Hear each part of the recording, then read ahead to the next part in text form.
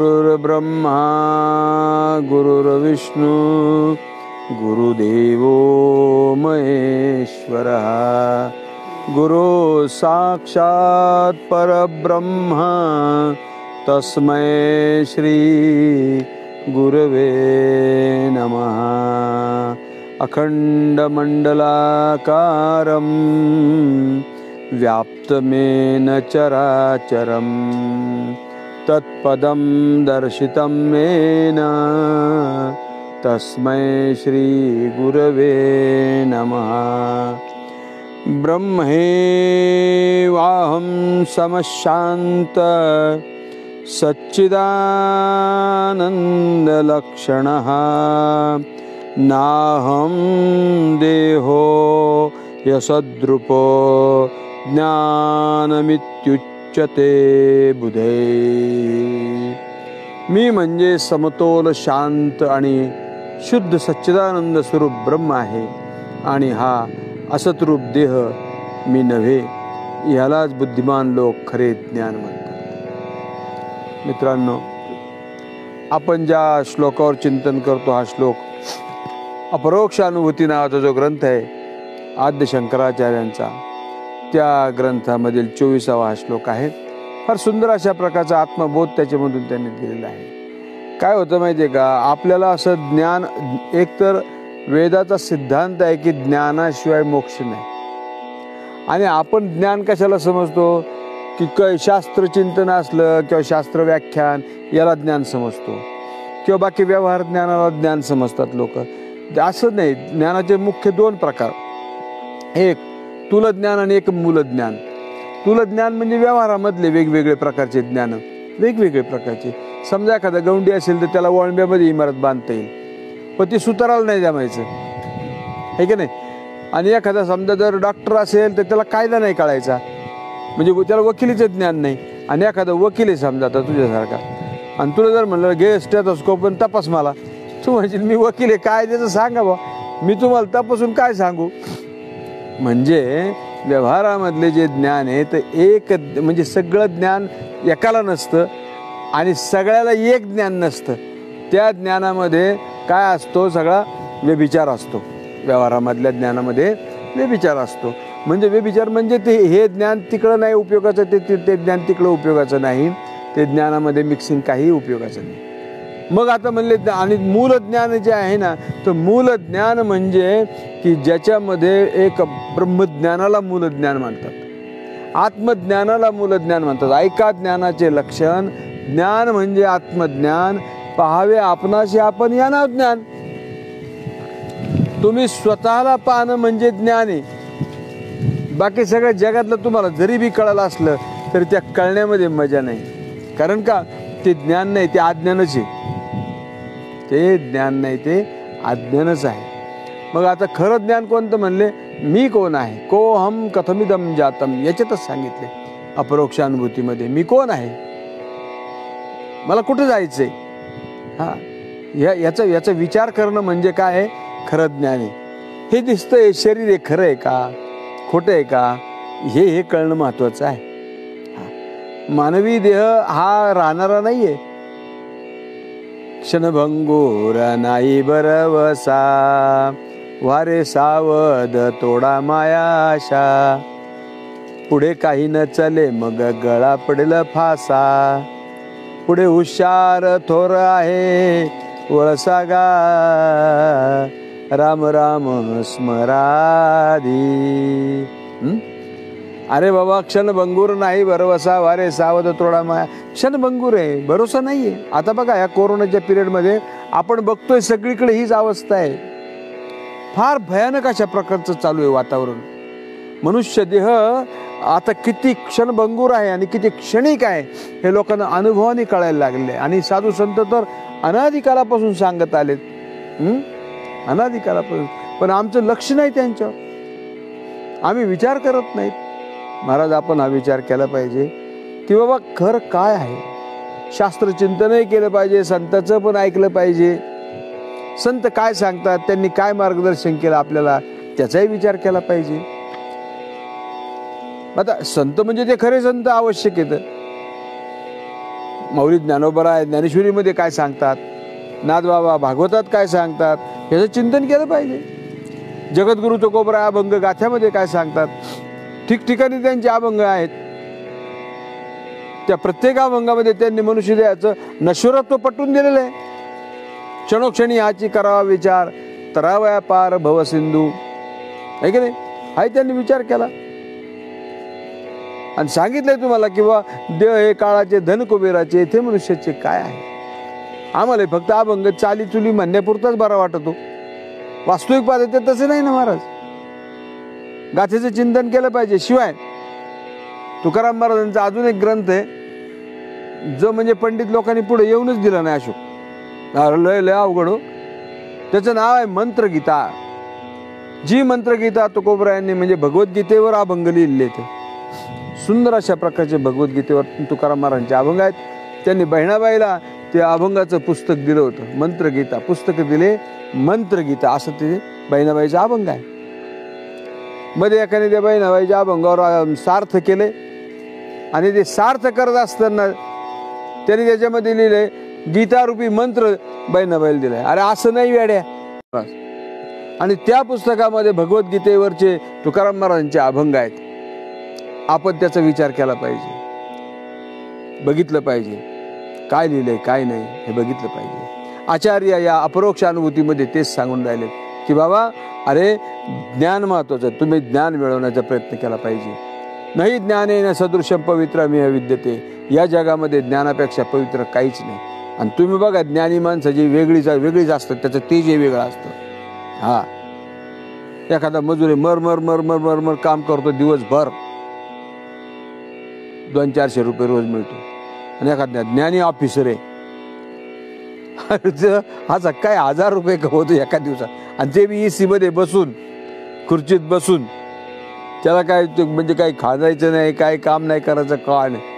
पण त्याच्या डोक्याला जेवढं टेन्शन आहे तेवढं इतराला नसतं. कारण का ते ज्ञान आहे त्याचे. मित्रांनो, व्यवहारात जर ज्ञानी माणूस एवढा ऐश्वर्यात राहू शकतो, पण ज्याच्याजवळ ब्रह्मज्ञान आलंय तो किती ऐश्वर्यात असेल. हा आणि ब्रह्मज्ञानी महात्मा जो आहे ना तो कुठेही राहू द्या, कुठे राहू द्या, किती आनंदी आनंदगडे या झोपडीत माझ्या. तो महात्मा असा असतो. तो झोपडीत जरी राहिला तर त्याला आनंद राहतो. गंगे तुझ्या तीराला बहु गोड सुख वाटे, तुकडोजी महाराज. ते म्हणतात गंगेच्या किनाऱ्याला खूप सुख वाटतं म्हणले. आणि आपल्याला किती ऐश्वर्यात राहा, सुखाचा पत्ताच नाही महाराज. किती पैसा असू द्या, काही पण असू द्या, काही उपयोगाला येत नाही. तात्पर्य अर्थ असा आहे की ज्ञान मिळवण्याच्या पाठीमागे लागलं पाहिजे. हा विद्वान सर्वत्र पूज्यते. ज्ञानाची पूजा, ज्ञानाचा सन्मान सगळीकडे होत असतो. हा म्हणून इथं आचार्य ते सांगतात, ते म्हणतात की ब्रह्मैवाहम समशांत सच्चिदानंद लक्षण. हा अरे मी म्हणजे कोण आहे, मी ब्रह्म आहे. कशाला म्हणतात ब्रह्म? दाखवता येतं का? नाही दाखवता. कसे बोटाने दाखवू तुला, घे अनुभव गुरुच्या मुला. असं बोटाने दाखवता येणार नाही की हे ब्रह्म आहे असं म्हणता येणार नाही. का? ते निर्गुण आहे, निराकार आहे. त्याच्या ठिकाणी कुठल्याही प्रकारचा गुण नाही, कुठलाच नाही. गुणगुणी संबंध जर आला की ते विनाशी होतं. आलं का लक्षात? गुणगुणी संबंध जर आला तर ते काय होतं? विनाशी होतं. म्हणून ज्ञान हे ज्ञान हे आत्म्याचा किंवा ब्रह्माचा गुण नसून ते त्याचं स्वरूप आहे. लक्षात ठेवा, त्याचं काय ते स्वरूप आहे. आणि गुण आला की ते नष्ट होत असतं. म्हणून हे आत्म्याचे गुण नाहीत, आत्म्याचं गुण नाही. मग म्हणले मी म्हणजे काय? शरीर नाही. 2 गोष्टी समजून सांगता येतात अशोक, एक विधिमुखाने आणि एक निषेधमुखाने. दारू पिऊ नको याला काय म्हणतात? निषेधमुखाने. याला काय म्हणतात? निषेध. अरे थोडीच पी याला काय म्हणतात? विधिमुखाने सांगायचं. थोडी पी म्हणजे पिऊच नको. पण आता ते काही सुटतं ना, मग म्हणून त्याला सांगतात बाबा तू 4 बाटल्या दिवसातून पितो ना, मग आता कमी करी 1 बाटली पी. जंगली बाबा नावाचा एक फार मोठा महात्मा होऊन गेला आमच्या भागामध्ये. देवगावच्या डोंगरातून यायचे ते. तर एक दिवस आमचं बसले विषय निघाला असा ज्ञानावरून. हरियाणाचे होते ते, आझाद हिंद सेनेमधला तो महात्मा. ते मला म्हणले, मी म्हणलं बाबाजी लोकांना ज्ञान दिलं पाहिजे तुमच्यासारख्यानी, उनको तो ज्ञान देना चाहिए और ब्रह्म ज्ञान देना चाहिए. ते म्हणले बेटा जिसको कुछ मालूम नहीं दिन भर में रात में चोरी करता है उसको क्या ज्ञान देगा तू. तेव्हा त्यांनी मला एक किस्सा सांगितला. म्हणले रात्रीचं म्हणले मी डोंगरातून येत होतो आणि 2-4 पोरं म्हणले आले आणि मला अडवलं म्हणले. आता साधू काहीच नाही जवळ, त्यांच्याजवळ फक्त एक रग राहायची आणि लंगोटी. ते म्हणले एवढंच आहे बा माझ्याजवळ. तुम्ही कोण आहेत म्हणले आम्ही अमुक अमुक अमुक अमुक अमुक आहेत ना. चोर आहेत जवळचेच होते आपल्या तिथले. मग त्यांनी सांगितलं म्हणले तुम्ही चोऱ्या करायचं बंद करा. ते म्हणले मग बाबा आम्ही जगायचं कसं काय. त्यांचं बरोबर आहे ना, त्यांचा तो एक व्यवसायच आहे तो. ते म्हणले मग आम्ही जगायचं कसं काय. ह्यांनी सांगितलं की तुम्ही दारू विका म्हणजे. मी म्हणलं बाबा तुम्ही हा उपाय का सांगितला. ते म्हणले अरे हे चोरी करायला स्वतःहून दुसऱ्याच्या घरी जातात, दुसऱ्याचे घरं फोडतात, कदाचित यांच्या हातून एखादा माणूस मरू शकतो, पण दारू प्यायला पिणारच यांच्याकडे येतो. महाराज तुम्हाला सांगतो त्याच घरामधला आज एक मनुष्य अगदी पारमार्थिक आहे, प्रवचन करतो. कसं काय. क्रमशः बोध याला म्हणतात. याला काय म्हणतात क्रमशः बोध. क्रमाक्रमाने क्रमाक्रमाने क्रमाक्रमाने असे त्याचं. संताजवळ दोन्ही गोष्टी आहेत. विधिमुखाने सांगता येते त्यांना आणि निषेधमुखाने पण सांगता येते त्यांना. वेदांनी पण तसंच सांगितलं.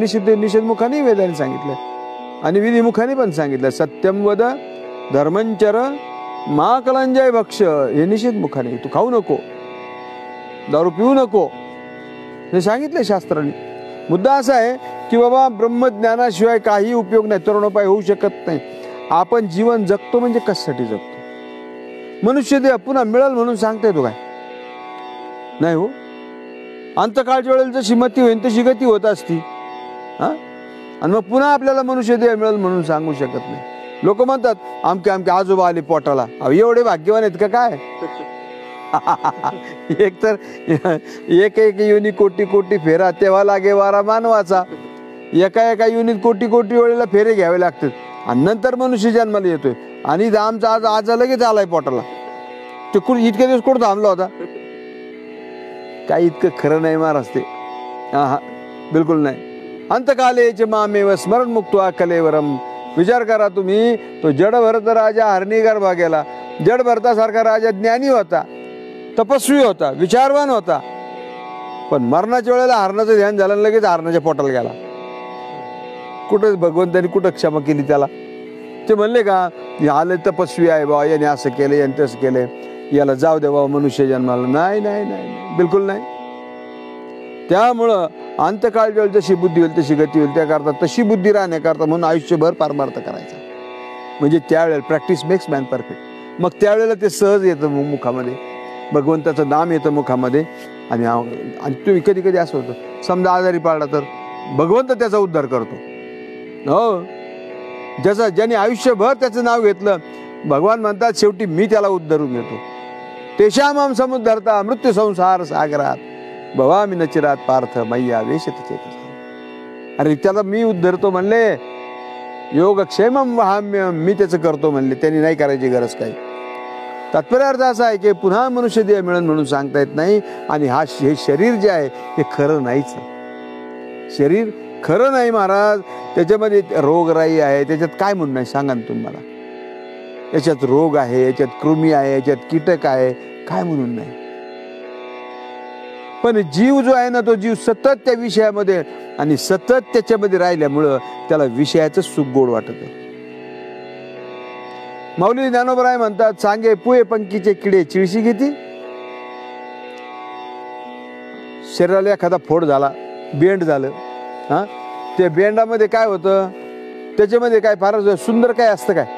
अहो एवढं मोठं बेंड होतं, त्याचे पू असतो त्याच्यात. तो कोपरा म्हणतात पोवाळीचा चरे अंतरीचे दुःख लासे फासे मुख उघडावे. ते दुःख चरत म्हणले. मग त्याला काय करावं लागतं, तोंड पाडावं लागतं म्हणले. त्याला तोंड पाडलं का त्याच्यातला पू बाहेर येतो. कधी कधी त्या पुवामध्ये किडे असतात. असे ज्ञानोबराय म्हणतात सांगे पुये पंखीचे किडे चिळशी घेते. एका माणसाला दया आली की त्या पुवामधल्या किड्याला पाहिलं त्यांनी आणि त्यांनी तो पुवातला किडा घेतला आणि दुधामध्ये टाकला. मेला ना तो. दुधामध्ये टाकल्यावर मेला. त्याने विचार केला त्यांनी, अरे म्हणलं याला मी पोवामधून बाजूला काढलंय आणि दुधात टाकलं तर मेला म्हणले. अरे बाबा त्याला ती सवय तीच लागली ना कायम. आपण शेतकरी येत रानामध्ये चालताना रानशिनी गौरी कधी अशी उचलली ना त्याच्या खाली सारी किडी निघते. त्यांना किती दुःख होतं, त्याच्यात त्यांना सुख वाटतो. पण ज्ञानोबराय म्हणतात की अरे बाबा हे ते जो त्या पोवामधला किडा जो आहे ना तशी माणसं येत, बाजूला व्हायची इच्छाच नाही हो. तोच प्रपंच, तेच सगळं, तेच उठरे चिंतन, तेच रे धंदा, अशा प्रकारचं.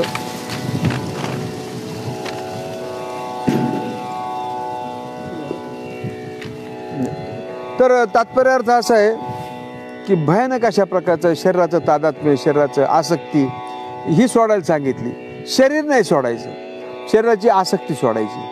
म्हणजे मी देह नाही अशी त्या ठिकाणी आपण अनुभव घ्यायचा आहे आणि त्याचा विचार पण करायचा आहे. म्हणून ज्या सुज्ञ लोकांनी स्वतःचे खरे स्वरूप जाणले आहे त्यांनी ब्रह्म आहे असे घोषित केले आहे. म्हणजे ज्यांनी हे जाणलेलं आहे की मी देह नाही आहे, मी शरीर नाही आहे, मी ब्रह्म आहे, म्हणून त्या महात्म्यांनी हात वर करून आपल्याला सांगितलं अरे तत्वमसी, ते ब्रह्म तू आहेस, तू देह नाही. न त्वम देहो नेंद्रियाणी न मनो न प्राणो नदी, तू मन नाही, तू प्राण नाही, तू पंचकोश नाही, तू ज्ञानेंद्रिय नाहीस, तू कर्मेंद्रिय नाहीस, तू पंचकोश पण नाही, मग या सगळ्याचा साक्षी तू आहेस. एकदम साधी गोष्ट आहे. घटद्रष्टा तो जो आहे तो घटद्रष्टा तो घटावून भिन्न असतो हा नियम आहे. घटाला बघणारा घटावून भिन्न असतो.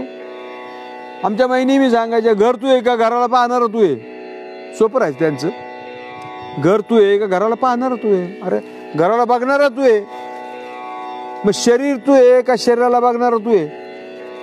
तू शरीर नाही, तू शरीराला बघणार आहे, तू शरीराला जाणणारा आहेस, शरीराहून तू भिन्न आहेस. एवढं जर कळालं तर मग विषय मिटला.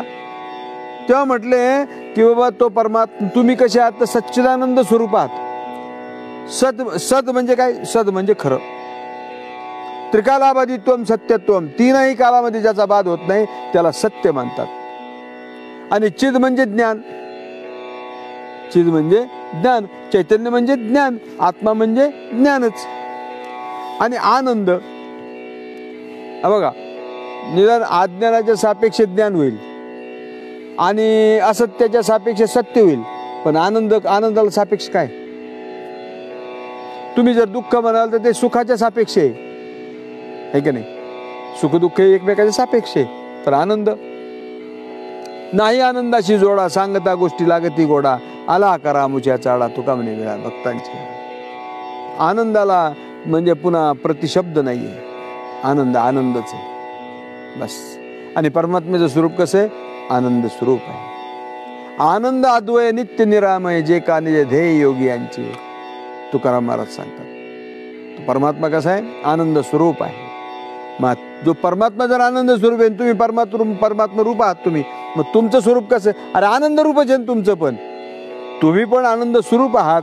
मग तेवढंच जाणायचं आहे आपल्याला की मी आनंद स्वरूप आहे आणि हे जे शरीर आहे हे शरीर मी नाही. शरीर संबंधी असणारी इंद्रिय मी नाही.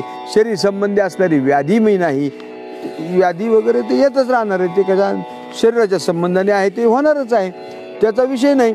पुढे सांगतात निर्विकारो निराकारो निरवध्यो अहम अव्यय नाहम देहो हे सद्रूपो ज्ञानमित्युच्यते बुधये. मी रूपहीन अपरिवर्तनीय कलंकरहित आणि अव्यय आहे. हा असत देह असद्रूप देह म्हणजे मी नाही, याला सुज्ञ लोक ज्ञान मानतात. हे असं कळणं म्हणजे ज्ञान आहे की मी कसा आहे. रूप आहे, हे रूपहीन आहे, मी निराकार आहे, मला आकार नाही आहे. तुकाराम महाराज देवासंग भांडले. अमर तू खरा कैसा नव्हे मी दातारा. देवा तू अमर आहे, मग मी काय मार्क आहे का. मी पण अमरच आहे ना, कारण देव आणि मी दोन नाहीच आहे. अमर तू खरा कैसा नव्हे मी दातारा. चाल जाऊ संता पुढे वाद सांगेन निवाडे. चल तुला संता पुढे नेतो म्हणले मी.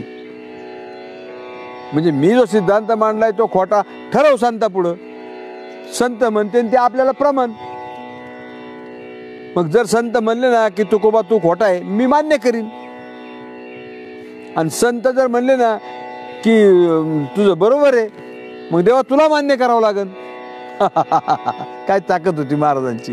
हा, आपण आपल्यातच भांडत होते, अशी किरकोळात भांडत नव्हते, डायरेक्ट पांडुरंगावर भांडत होते. हा, तुझं नाम जरी नाही तरी माझे सांग काही.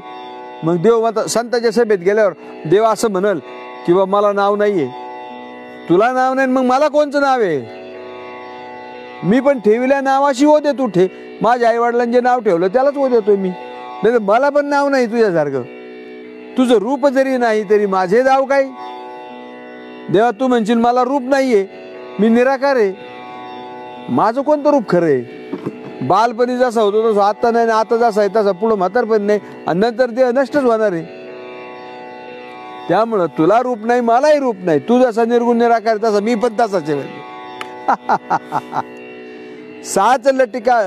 साच लटिका म्हणे तुका.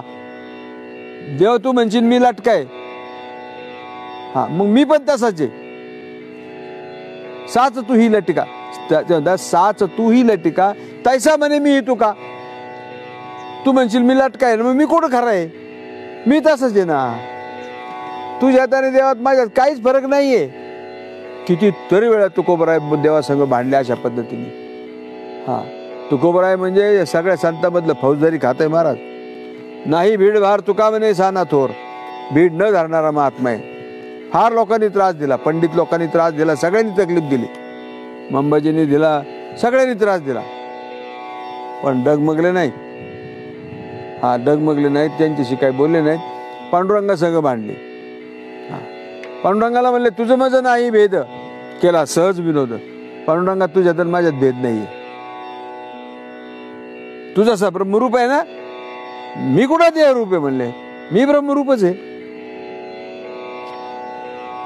लोकांना म्हणले तुम्हाला कळायचं नाही, पुसणे ते पुसा पांडुरंगा, हे तुम्हाला कळणार नाही म्हणले. पांडुरंगाला जाऊन विचारा तुकोबा कसा आहे म्हणून, ते पांडुरंग सांगाल तुम्हाला माझ्याविषयी. किती मोठा कॉन्फिडन्स, किती मोठा आत्मविश्वास, याला म्हणतात ज्ञान. याला काय म्हणतात? ज्ञान म्हणतात. की तो रूपहीन आहे, रूप नाही. आणि जिथे रूप दिसतं ते खरं नाही, रूप नष्ट होणार आहे, अपरिवर्तनीय आहे, परिवर्तन नाही होत त्याच्यात. आत्म्यामध्ये परिवर्तन नाही, देहामध्ये परिवर्तन होतं का नाही? बालपणीचा देह आता नाही. बालपणी जन्माला कुठं दाढी होती का आपल्याला? नाही, दात नव्हते, सगळं नंतर उगवत चाललंय. आणि आता पुन्हा त्या उगवलेली दाढी, डोक्याची केस काळ्याची पांढरी झाली. पण लोक असे हुशार आहेत की ते पांढऱ्याचे काळे करतात राव. डाय लावून लावून ते काळे करतात. नंतर असं होतं की ते केसच निघून जातात, दात पडून जातात, सगळ्या इंद्रिय तुम्हाला सोडून जातात. वयोवृद्ध माणूस झाला की मग घरामध्ये नातवंड येतात, आणि त्या नातवंडांना त्या नातवंडाची आई वडील सांगतात, ए शांत बस, नाही तर बागुल बो आला. म्हणत आला बागुला आजा. तोच देव होता जो चांगला तब्येतीने होता, गोरा गोमटा अव्यंग रुबाबशीर. पण तोच देव काय झाला आता? बागुला आजा झाला. मग देह खरा आहे का? नाही, देह खरा नाही, तो परिवर्तनशील आहे. पण आत्मा परिवर्तनशील आहे का? नाहीये. तुम्ही विचार करा, जागृत, स्वप्न आणि सुषुप्ती 3 अवस्था आहेत. 3ही अवस्थेचं स्मरण तुम्हाला होतं का नाही? म्हणजे कोणामुळे होतं? त्या चैतन्यामुळे होतं ना. एक अवस्थेचं दुसऱ्या अवस्थेमध्ये गेलं ना तरी स्मरण होतं ना. मनीवशी ते स्वप्नी दिसते. जागृतीमधल्या काही गोष्टी स्वप्नामध्ये दिसतात, त्या कामाला येत नाहीत, तो भाग वेगळा.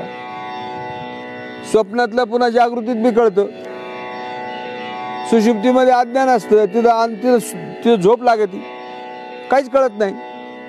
म्हणून एकंदर या 3 त्रिक 9 अवस्था पाडल्या: जागृत जागृती, जागृत स्वप्न आणि जागृत सुषुप्ती.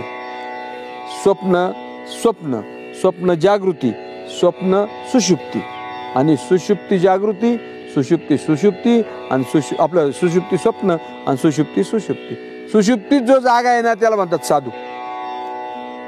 जगजोगी जगजोगी जाग जाग बोलती, तो जागा आहे. हा, या निशा सर्वभूतानाम तस्याम जागृती संयमी. तो स्वरूपावर जागा जो आहे ना त्याला म्हणतात महात्मा, त्याला म्हणतात संत. हा, आपल्याला स्वरूपात तिथं जाग राहायचंय सुषुप्तीत. हा, आपल्याला झोपेत जाग राहा. मी नेहमी म्हणायचे झोपेत जाग राहावं माणसाने. झोपेत जाग राहावं म्हणजे स्मरण असावं. तुकोबराय झोपले तरी त्यांचं स्मरण बंद पडत नव्हतं. अर्जुन झोपला तरी त्याच्या रोमारोमातून त्याच्या केसातून सुद्धा कृष्ण कृष्ण बाहेर पडत होता. हे असं कधी होतं? ज्यावेळेला यथार्थ ज्ञान होतं ना त्यावेळेला होतं, अन्यथा ते होत नाही महाराज. हा, म्हणून ते सांगतात की हा देह कसा आहे म्हणले जाणार आहे, आणि आत्मा कसा आहे? अरे तो अपरिवर्तनीय आहे, तो कलंकरहित आहे, तो अव्यय आहे, म्हणजे त्याला नाश नाही. त्याला अजो नित्य शाश्वतोयम पुराणो न हन्यते हन्यमाने शरीरे, असा तो आत्मा आहे. आणि देह कसा आहे? असं ते देह राहणारच नाही, कोणत्याही दृष्टीने देह राहणार नाही. हा, त्याला स्वरूप नाश आहे, त्याला आश्रय नाश आहे, त्याला परता नाश आहे. या देहाला ते सगळंच होणार महाराज. असं नाही तर असा जाईल, कसाही जातो, पण राहत नाही तो देह. राहणारा कोणाचाच नाही ना. येथे नाही उरू आले हरिहर अवतार येर, ते पामर जीव किती. अरे हरिहर आले नाही, म्हणजे इथं आले पण ते राहिले नाही ना. ते केशवसुतांची एक कविता आहे, रामचंद्र आले गेले त्याहुनी जग का ओसची पडले. ते कवी म्हणतात रामचंद्र आले गेले, ते आले बिन गेले बी म्हणून काही जग ओस पडलं का? नाही, जगाची राटी चालूच आहे. जन्माला येणे, जिवंत आहे तर खाणे पिणे, आणि आलं का जाणे. दुसरा धंदाच नाही काही महाराज. हा, याच्या व्यतिरिक्त काय आहे बुवा?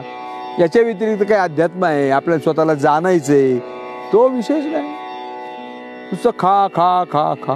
किती पोते रिचवले असतील या टीसभर पोटाने आपल्या. हिशोब जर केला तर वर्षाला एक पोत तर लागत आहे कुटुंबाला. मग त्यातले 6 पाहिलं 10 पाहिलं तर आपल्या जात असताना, आणि बाकीचं सगळं मटेरियल जर धरलं तर टीसभर पोटामध्ये इतकं मटेरियल आतमध्ये गेलं आणि एक दिवस ते निघून गेलं. ऐक चातुरा सोड फुगारा उत्तम नरदेही पदे. ऐक चातुरा सोड फुगारा उत्तम नरदेही, भरला मायेचा बाजार जगामध्ये आपलं कोण नाही, आपलं नाही कोण. हे म्हणले तू जरा विचार कर, तुझं कोणी आहे का? कोणी नसतंय. किती काही प्रयत्न करा, म्हणतात सगळे, पण आत्मनस्तु कामा सर्वम प्रियम भवती. हे सगळे आपल्याकरता प्रिय आहेत. बायको म्हणते माझं तुमच्यावर लय प्रेम आहे. माझ्यावर प्रेम नाही बाई, तुझ्यावरच आहे, तुझ्यासाठी माझ्यावर आहे. पोरं म्हणते अन्न तुमच्यावर आमचं लय प्रेम आहे, तुमच्यावर आमचं लय जीव आहे. काही नाही, अन्नाजवळचे पैसे संपू द्या, जा आश्रमावर. जगाची राहटी आहे ती, जगाची राहटी आहे. पण आध्यात्मिक मनुष्य जर असला ना त्याला अडचण नाही महाराज, तो कुठेही जाऊ द्या. तुकडोजी महाराज जेलमध्ये होते, तिथे त्यांनी ग्रामगीता लिहिली, तिथे त्यांनी पद लिहिले, घाबरले नाही. ब्रिटिश अधिकारी ते द्यायचे, यांचं तर तुरुंगातच भजन चालायचं.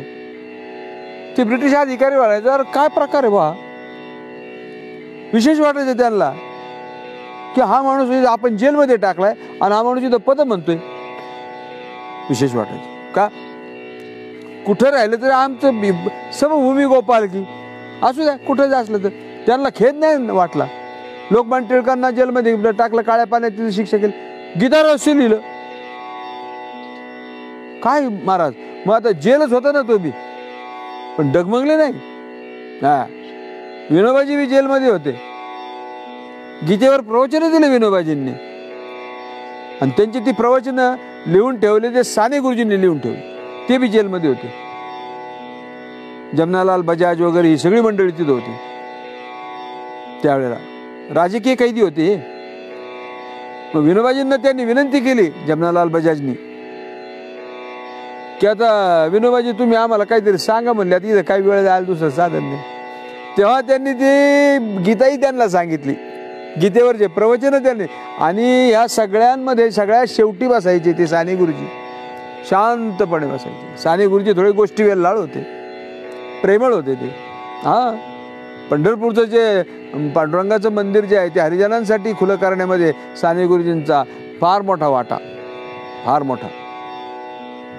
साने गुरुजींनी उपोषण केलं होतं तिथं महाराज, अस्पृश्यांना प्रवेश मिळावा म्हणून पंढरपूरला. ह्याच बडव्या लोकांची घोषणा अशी होती की जाओ साने गंगा पार, नाही खुलेगा मंदिर द्वार. अशी गोष्ट होते. पण काल परिवर्तनीय आहे, गेलं संपलं ते विषय. हा, घागरीमध्ये ते पांडुरंगाचे प्राण आणले होते, ते एका विद्वानाच्या घरी ठेवले, काही नाही, ते राहिलं नाही. हा, म्हणजे अंधश्रद्धा दळू तरी किती असावं. मोठे मोठे महाराज लोक त्या घागरीच्या पाया पडायला जायचे, पण पांडुरंगाच्या दर्शनाला जात नव्हते. का म्हणजे पांडुरंगामध्ये प्राण राहिला नाही. एवढे तुम्ही पॉवरफुल आहेत का काय देवाचे प्राण काढायला? नाही बैसविला, नाही घडविला, स्वयंभूतो. मला तात्पर्य अर्थ असा की तिथं जेलमध्ये विनोबाजी भावेंनी गीतेचे प्रवचन सांगितले, ते साने गुरुजींनी लिहून ठेवले. 35 लाख प्रती गेल्यानंतर त्याच्या. करा ना विचार, सोपं नाही महाराज. गीताईच्या सुद्धा अशा 50 लाख प्रती गेल्या महाराज, आणि हे सगळं जेलमध्ये निर्माण झालं. ज्ञानेला काही कुठं टाका तुम्ही, तो घाबरत नाही महाराज. जेल असो, मंदिर असो, कुठं असो, हा, त्यांना त्याची भीती नाही वाटत महाराज, कुठेही जाऊ. तर ब्रिटिश अधिकारी यायचे आणि तिथं उभे राहायचे त्या तुकडोजी महाराजांची पद ऐकायला. नंतर ज्या वेळेला तिथून सुटले त्यावेळेला जेलर ढसारला तुकडोजी महाराजांच्या पैसे येऊन. महाराज म्हणला, माझं भाग्य की तुमचा जेलर मी होतो म्हणलं, मला तुमच्यामुळे ऐकायला मिळालं म्हणलं, मला श्रवण घडलं म्हणलं, माझं भाग्य. सोपं नाही. जेलर ड्युटीवर होता, तोही ब्रिटिशांचा जेलर, पण त्यांनी दर्शन घेतलं महाराज. अशोक तुकडोजी महाराजांचं दर्शन घेतलं. महाराज म्हणले, अरे तो ड्युटीवर आहे, काय व्हायचं ते होईल म्हणला, पण एवढं तुमच्याकडून मला ऐकायला मिळालं मला, काही कमी आहे काय मला? सोपं काम नाही महाराज. तुकडोजी महाराज राष्ट्रपती त्यावेळेचे, त्या राष्ट्रपतींनी नंतर म्हणजे स्वतंत्र झाला भारत, मग राष्ट्रपती त्यांना बोलवायचे, डॉक्टर राजेंद्र प्रसाद, त्या राष्ट्रपती भवनमध्ये, आणि तिथं भजन म्हणा म्हणायची. विचार करा, राष्ट्रपती भवनमध्ये नाही चालत असं, पण ते बोलवायचे. पंडित नेहरूंना संत संगती आवडत नव्हती, साधू आवडत नव्हते गाड्याला, पण तुकडोजी महाराजांची पद ऐकायला मात्र ती येऊन बसायची. विचार करा ना, ज्या माणसाला साधू संगती आवडत नव्हती, संत आवडत नव्हते, असा माणूस देशाचा पंतप्रधान, तो मात्र तुकडोजी महाराजांच्या पुढे त्यांची पद ऐकत होता. केवढं सामर्थ्य आहे त्याच्यामध्ये, त्या अध्यात्मामधले ते सामर्थ्य महाराज. हा, तात्पर्य अर्थ असा आहे की तो रूपहीन आहे, त्याला आकार नाही, निराकार आहे, तो निर्गुण आहे, कलंकरहित आहे, अव्यय आहे. असं जे आहे ना, त्याचं नाव आत्मा आहे. आणि तद्भिन्न जे आहे तो देह, तो नश्वर आहे. हे ज्याला कळलं का, समजून घ्या की याला ज्ञान झालं. आणि हे ज्याला कळलं नाही तर समजून घ्यायला ज्ञान झालं नाही. आणि एका ज्ञानाशिवाय वाचून ज्ञाने के उपाय करशी जितिके ती गुंपिसे अधिके रुखी या. एका ज्ञानाशिवाय तू बाकीचे किती जरी उपचार केले आणि किती जरी व्रत केले, वैकल्य केले, तीर्थयात्रा केले, उपवास केलं, काही उपयोग नाही, काही उपयोग नाही. पुण्य होईल पण पुण्य पापकडे दिसत असतं काय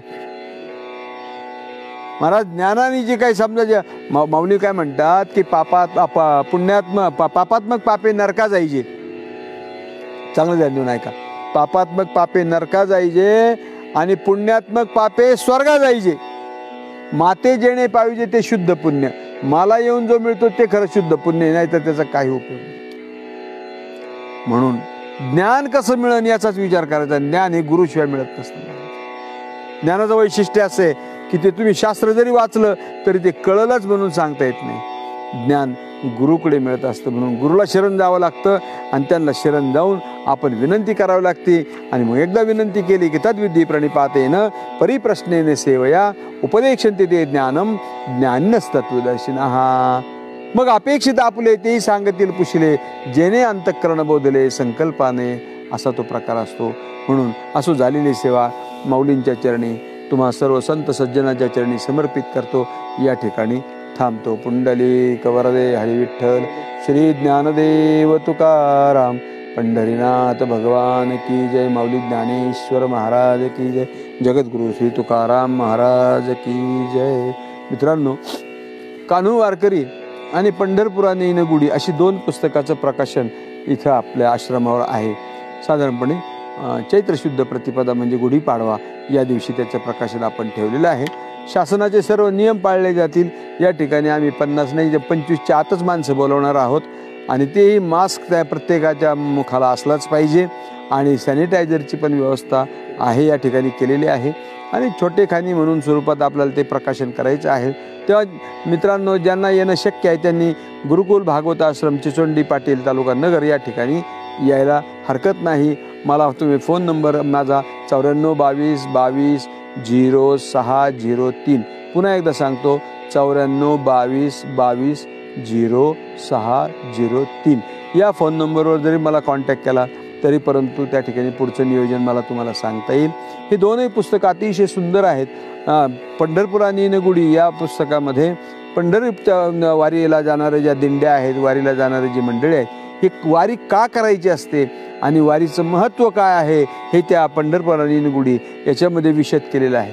कान्हू वारकरी याच्यामध्ये एक कल्पित पात्र आहे. कान्हू वारकरी तो तुकोबराय त्या कान्हू वारकऱ्याच्या स्वप्नात जातात आणि त्याला सांगतात की बाबा मी वैकुंठाला गेल्यानंतर माझं त्या ठिकाणी मला कोणी काय महाराष्ट्रामध्ये काय घडतं ते सांगत नाही, तू सांगशील का?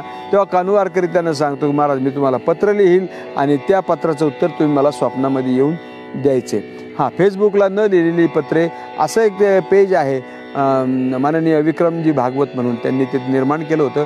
त्या पेजवर हे आम्ही त्यावेळेला ते लेख लिहित होतो आणि त्याच पेजवरून सृजन.com सुद्धा हे पुस्तक डिजिटल स्वरूपामध्ये आहे आणि आता आम्ही त्याची प्रिंट काढलेली आहे आणि ते पुस्तक छापलेलं आहे. तर त्याचं प्रकाशन या ठिकाणी होईल. तेव्हा कृपया आपण या ठिकाणी त्याची दखल घ्यावी ही विनंती असो. रामकृष्ण हरी.